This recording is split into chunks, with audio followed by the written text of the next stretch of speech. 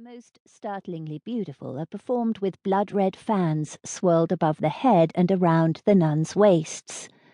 At times, the fans are spun open, at others flipped closed, the effect more dance than martial art. Other exercises involve two nuns sparring, circling each other with clenched fists, thrusting, shoving, grabbing the other's neck in the crook of their arms and pushing their opponent to the ground. Some of the moves are conducted with the fighting sticks held in both hands and used as both shield and weapon.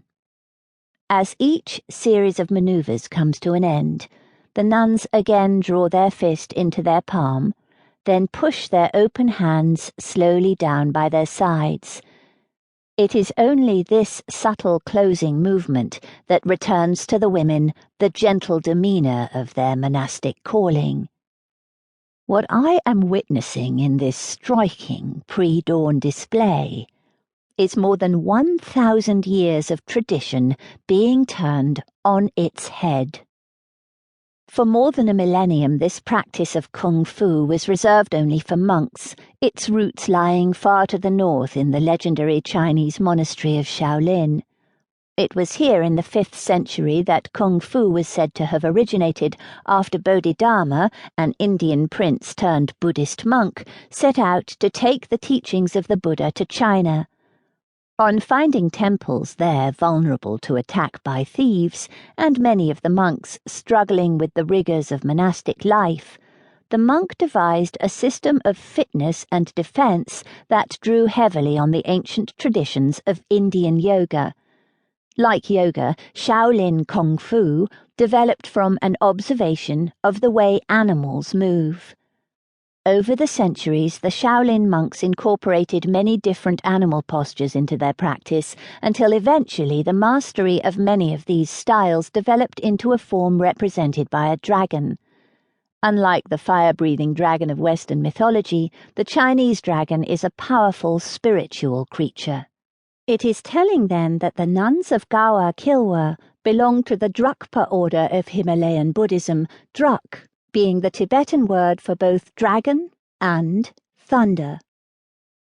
As the first blush of sunlight bleeds over the horizon, the nuns draw their morning kung fu practice to a close.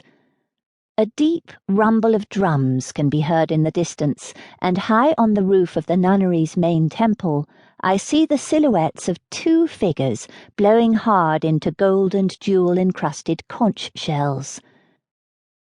This piercing bugle call is the Buddhist call to prayer.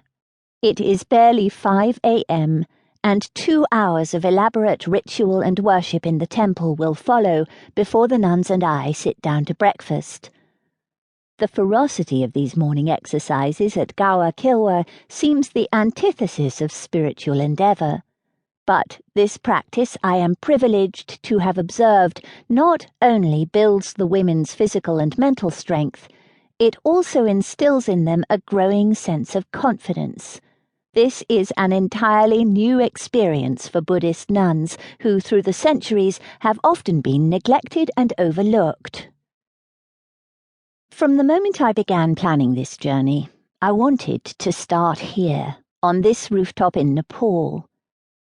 Seeing young nuns engaging in kung fu seemed to offer the perfect introduction to a story of spiritual empowerment. That it was happening so close to the place where the Buddha was born more than 2,000 years ago added to its symbolism. But this is not a straightforward tale, nor was it to be an easy one to follow, as I began to realize on the tortuous route to Gawa Kilwa. When I descended through the smog to Kathmandu Airport in the autumn of 2012, I knew little about Nepal. I knew that today it is one of the poorest countries in the world, beset by the aftermath of 10 years of Maoist insurrection. This conflict only petered out in 2006, when the King of Nepal agreed to restore parliamentary democracy. 2 years later, a Maoist-led parliament reduced the king's status to that of a figurehead and declared the country a republic. But it was not the self-declared Maoists